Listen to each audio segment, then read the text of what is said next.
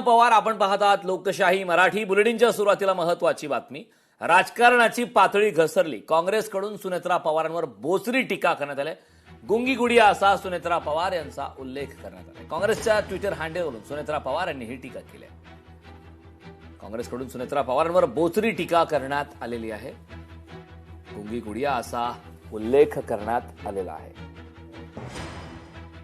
काँग्रेसला हे शब्द वापरताना थोडी तरी मनाची नाही तर जनाची तरी वाटली पाहिजे. एका या राज्याच्या पहिल्या महिला उपमुख्यमंत्री सुनेत्राताईंच्या बद्दल अशा प्रकारचे अपशब्द काढणं म्हणजे या महाराष्ट्रातल्या तमाम आमच्या लाडक्या बहिणींचा अपमान आहे. आणि लाडक्या बहिणी काय करू शकतात हे 2024ला दाखवून दिलेलं आहे. गुंगी गुडिया कोण होतं हे युपीएचं सरकार असताना बघितलंय. त्यामुळे काँग्रेसने इतरांवर टीका करू नये. सुनेत्राताई पवार हे महाराष्ट्राचं नेतृत्व करण्यासाठी, पक्ष चालवण्यासाठी सक्षम आहेत. गुंगी गुडिया म्हणून कुणाला हिनवत जात होतं याचं आत्मपरीक्षण काँग्रेसने करावं. काँग्रेसचं युपीएचं सरकार असताना 10 वर्षाच्या काळात मौनी बाबा म्हणून कोण काम केलं? कोणी सोनिया गांधींच्या नेतृत्वामध्ये पंतप्रधानपद असताना देखील सोनिया गांधी सांगतील तेच. राहुल गांधींनी तर कायदा संसदेमध्ये फाडून टाकला होता. अशा पद्धतीची अवस्था त्यावेळेला युपीएच्या काळामध्ये होती. त्यामुळे गुंगी गुडिया कोण आहे याचं आत्मपरीक्षण हर्षवर्धन सपकाळ आणि काँग्रेसच्या लोकांनी करावं. सुनेत्राबाई पवार यांच्यावर अजितदादांच्या अकाली निधनामुळे अचानक पक्षाच्या नेतृत्वाची आणि त्याचबरोबर राज्य सरकारमध्ये उपमुख्यमंत्री पदाची जबाबदारी आलेली आहे. त्यांना पदभार घेऊन अजून 6 महिने सुद्धा झालेले नाहीयेत. आणि लगेचच ज्यांच्या कुटुंबामध्ये आणि ज्यांच्यावर एवढा मोठा दुःखाचा डोंगर कोसळलेला आहे हे माहीत असताना काँग्रेस पक्षानं अशा पद्धतीनं असंवेदनशीलताचं प्रदर्शन करत अशी वक्तव्य करणं हे खरं तर त्यांना शोभत नाही. एक प्रकारे त्यांनी गुंगी गुडिया हे सुनेत्राबाईंच्या संदर्भानं उल्लेख करून काँग्रेसच्या त्यांच्याच नेत्या असलेल्या इंदिरा गांधी यांची सुद्धा एक प्रकारे टिंगल केलेली आहे हे यातून दिसतं. फक्त विषय एवढाच आहे की अनेक लोकांना अजितदादांची सवय झालेली आहे. दादा आक्रमक पद्धतीने भूमिका मांडायचे, बोलायचे. एखादा अन्याय त्या ठिकाणी झाला, किती मोठा नेता असेल तर गप्प बसायचे, नाही तर गप्प करायचे त्याला. पण तीच अपेक्षा तुम्ही सुनेत्रा काकींकडनं ठेवणार असाल तर मला वाटत नाही ती कधीच त्या ठिकाणी पूर्ण होऊ शकते. कारण दादांची जागा कुणीच तिथं घेऊ शकणार नाही. काँग्रेस स्वतःचा इतिहास विसरली की काय असं म्हणण्यासारखा हा प्रश्न आहे.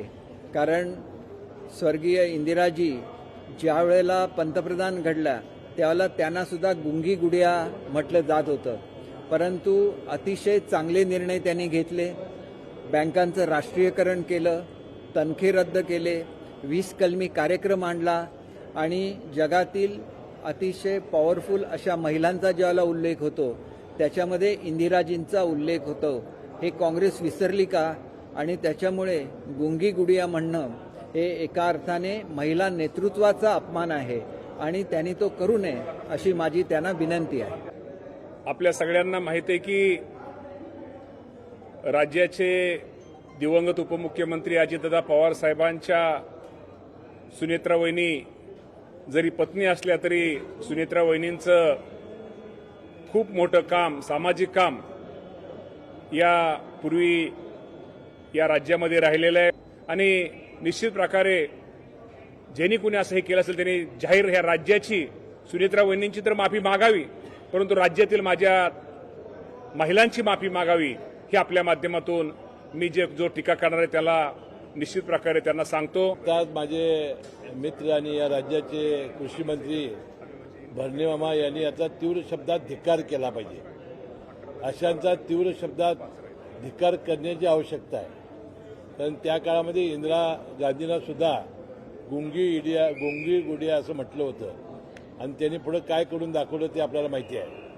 म्हणून सुनेत्रा पवार वहिनी या आपल्या काटेवाडी गावच्या सरपंच होत्या. संपूर्ण गाव आदर्श करण्याचा प्रयत्न त्यांनी केला होता. दादांच्या खांद्याला खांदा लावून त्यांनी या सामाजिक याच्यामध्ये काम केलेलं आहे. अधिक बोललं म्हणजे फार मोठं काहीतरी शहाणं झालं अशा पद्धतीचा त्या पक्षाचा जर हाव असेल तर तो चुकीचा आहे. या गोष्टीचा सर्व राष्ट्रवादी काँग्रेस पक्ष आणि कार्यकर्ते धिक्कार केल्याशिवाय राहणार नाही. आतापर्यंतही सोनिया गांधी असतील, प्रियंका गांधी असतील, यांना सुद्धा अनेक लोक ज्या वेळेस अशा पद्धतीने बोलतात त्यावेळेस महाराष्ट्राचं आणि देशाचं समाजमन व्यथित होतं की महिलांना कमजोर समजण्याची जी चूक ही वारंवार काही अपप्रवृत्ती करतात. आज त्यामध्ये काँग्रेसचा नंबर लागलेला आहे. काँग्रेसचे प्रदेशाध्यक्ष हर्षवर्धन सपकाळजी यांनी सुनेत्रा वहिनींची माफी मागावी, एक्सवरून ती पोस्ट तात्काळ डिलीट करावी आणि ज्या 40 पैशाच्या लावारिस कार्ट्यांनी त्या पोस्ट केलेल्या आहेत त्यांना त्यांच्या पद्धतीनं उत्तर द्यावं. नाहीतर हे आंदोलन लहान होता होता इतकं मोठं होणार की काँग्रेसच्या विनाशाचं कारण हे सुनेत्रा वहिनीवर केलेली खालच्या पातळीवरील टीका ठरेल, एवढं मात्र काँग्रेसने लक्षात घ्यावं. महाराष्ट्राच्या पहिल्या महिला मुख्यमंत्री सुनेत्रा वहिनी झाल्या, त्याबाबत किती द्वेष आहे, किती घृणा आहे, हे त्या वक्तव्यातून या ठिकाणी स्पष्ट होतं.